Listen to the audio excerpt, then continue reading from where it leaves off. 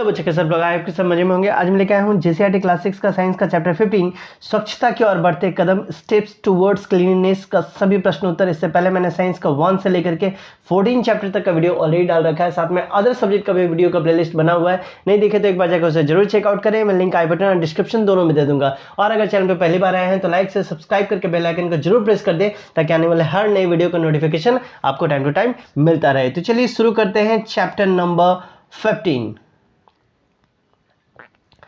पहला क्वेश्चन यहाँ पर मैं आपके पास आया है, इसमें पूछा जा रहा है पहला क्वेश्चन नंबर में, लाल केचुए किस प्रकार के कचरे को कंपोस्ट में परिवर्तित नहीं करते हैं। तो उत्तर हो जाएगा लाल केचुए जैविक अनिम्नीकरणीय पदार्थों को कंपोस्ट में नहीं बदल पाते हैं। ठीक है, नहीं बदल पाते हैं। इन पदार्थों में प्लास्टिक, लोहे की पट्टी, एल्युमिनियम फॉइल और प्लास्टिक के थैलियाँ शामिल है, जिसको लाल केचुए के द्वारा नहीं कन्वर्ट किया जा सकता है। इसके बाद 2 नंबर में आपसे पूछा जा रहा है, क्या आपने अपने कंपोस्ट गड्ढे में लाल केचुए के अतिरिक्त किसी अन्य जीव को देखा है? यदि हाँ तो उनके नाम जानने का प्रयास कीजिए और चित्र भी बनाइए।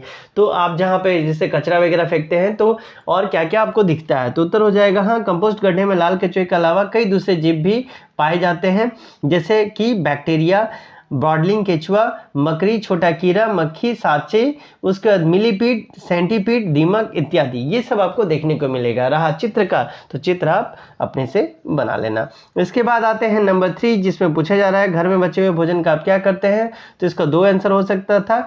बचे हुए भोजन को इकट्ठा करके खाद बनाया जा सकता है, और नहीं तो आप किसी जानवर को इसको खिला सकते हैं। तो दोनों में से आप कुछ भी लिखें चलेगा।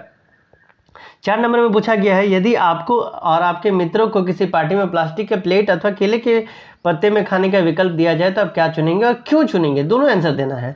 उत्तर हो जाएगा हम केले के पत्तों पर खाना चाहेंगे, क्योंकि केले के पत्तों को कंपोस्ट में बदला जा सकता है, यानी आसानी से हम क्या करेंगे तो उसको खाद के रूप में परिवर्तित कर सकते हैं। परंतु प्लास्टिक के प्लेट को बदला नहीं जा सकता। प्लास्टिक का प्लेट वातावरण के लिए हानिकारक भी है, अगर जलाएंगे तो बहुत ज़्यादा उसमें हानिकारक जो धुआं है वो निकलेगा। इसके बाद आते हैं 5 नंबर, जहां आपसे पूछा जा रहा है प्लास्टिक हमारे लिए वरदान या अभिशाप। तर्क सहित आपका उत्तर क्या व्याख्या देना है। तो उत्तर हो जाएगा प्लास्टिक हमारे जीवन में बहुत महत्वपूर्ण है। प्लास्टिक के बिना हम अपने जीवन की कल्पना भी नहीं कर सकते हैं। हमारे दैनिक जीवन में उपयोग होने वाले बहुत से उत्पाद प्लास्टिक के ही बने होते हैं,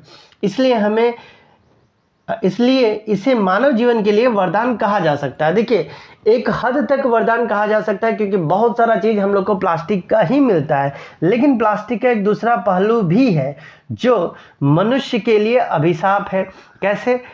कैसे हो सकता है? तो प्लास्टिक तब अभिशाप बन जाता है जब हम प्लास्टिक से बनी चीज़ों का अत्यधिक उपयोग करते हैं या भी को छोड़ देंगे, लेकिन उनके कचरों को उचित तरीके से निपटारा नहीं करते। अब जैसे कि बोतल वगैरह का यूज़ तो कर रहे हैं, लेकिन जहाँ तहाँ फेंक दे रहे हैं।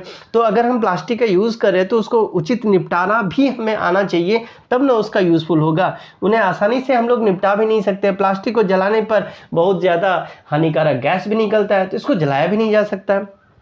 इसलिए प्लास्टिक विज्ञान ये अभिशाप है तो वरदान भी है। नंबर 6 है, क्या कचरे को निपटाना केवल सरकार का दायित्व है? अपने कारण का उत्तर लिखिए। तो उत्तर हो जाएगा नहीं, कचरे का निपटाना केवल सरकार का उत्तरदायित्व नहीं है, बल्कि ये सभी नागरिकों की जिम्मेदारी है। यदि लोग कचरा कम करें, सही ढंग से उसका निपटाना करें, स्वच्छता का ध्यान रखें और पर्यावरण को तभी न सुरक्षित रखा रहेगा। सरकार केवल व्यवस्था बना सकती है, लेकिन जनता के सहयोग के बिना सफाई संभव नहीं है। इसलिए कचरा का प्रबंधन सरकार और समाज दोनों की संयुक्त जिम्मेदारी है। आप जैसे देखे होंगे कि झारखंड में हर गली हर मोहल्ले में कचरा वाला गाड़ी आता है। आप कचरा उस गाड़ी में फेंकेंगे ही नहीं और जहाँ तहाँ फेंकेंगे, तब तो ये सरकार की जिम्मेदारी नहीं ना है कि जहाँ तहाँ आप फेंके और आप उसको उठा करके सरकार एक डब्बे में डाल करके लेके जाए। अगर कचरा का गाड़ी आपके घर के पास आता है तो आपको कचरा उसमें फेंकना है, ना कि इधर उधर फेंकना है। तो ये अगर सरकार की जिम्मेदारी है तो उतनी ही जिम्मेदारी आम नागरिकों को भी है। ठीक, इसके बाद हम लोग आते हैं नंबर 7, जहां आपसे पूछा जा रहा है क्या कचरे के निपटान से संबंधित समस्या को कम करना संभव है? हाँ तो कैसे? तो इसका आंसर हो जाएगा हाँ, कचरे के निपटान से संबंधित समस्या को कम किया जा सकता है। इसके लिए कचरे का सही वर्गीकरण, यानी किस हिसाब से, देखिएगा आपका घर तरफ जो कचरा का गाड़ी आता है वो 2 भागों में, एक नीला कचरा मतलब एक गीला कचरा, एक सूखा कचरा, 2 भागों में बटा हुआ है। तो उसका वर्गीकरण करना चाहिए, पुनः चक्रण करना चाहिए, कचरा कम उत्पन्न करना चाहिए, कोशिश करना चाहिए कि कचरा कम से कम उत्पन्न हो, जागरूकता बढ़ाना चाहिए, उन्नत तकनीकों का उपयोग करना जरूरी है। सामूहिक प्रयासों से स्वच्छता बढ़ेगी और तभी हमारा पर्यावरण जो है वो सुरक्षित रहेगा। इसके बाद आते हैं नंबर 8, जहां आपसे पूछा जा रहा है कि आपके विचार से रासायनिक उर्वरक के स्थान पर अपेक्षाकृत कंपोस्ट उपयोग करना उत्तम है, क्यों?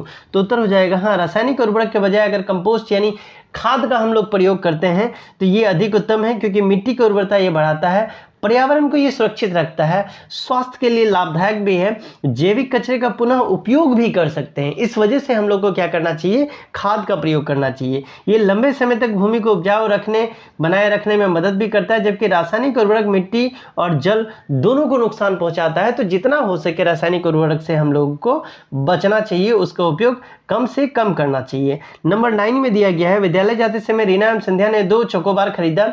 संध्या ने इसके रैपर को कचरा पेटी में डाला जिससे सड़क की सुंदरता नष्ट ना हो, जबकि रीना ने अपने चोकोबार का रैपर सड़क पर ही फेंक दिया। संध्या ने किस मूल्य का प्रदर्शन किया? तो उत्तर हो जाएगा संध्या ने स्वच्छता, पर्यावरण संरक्षण और जिम्मेदारी के मूल्यों का प्रदर्शन किया। उसने कचरा उचित स्थान पर फेंककर समाज और प्रकृति के प्रति अपनी जिम्मेदारी निभाई, जिससे स्वच्छता बनी रहे और सड़क की सुंदरता जो है वो नष्ट ना हो।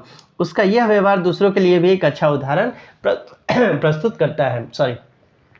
तो आपको भी क्या करना है कि आप भी जब चॉकलेट वगैरह खाएं तो रैपर इधर उधर ना फेंकें। अगर आपके घर के आसपास कचरा का डब्बा नहीं है या कचरा का पेटी नहीं है तो आप उसे अभी पॉकेट में ही रखें, बाद में जाकर के जहां आपको कचरा का डब्बा वगैरह दिखे उसमें आप उसको फेंक सकते हैं। तो इस बात का आप भी ध्यान रखेंगे तो आप भी संध्या की तरह क्या है, एक अच्छे बच्चे बन पाएंगे। तो ये था आपका क्लास 6 का साइंस का चैप्टर नंबर 15। ये आपका बुक का लास्ट चैप्टर है।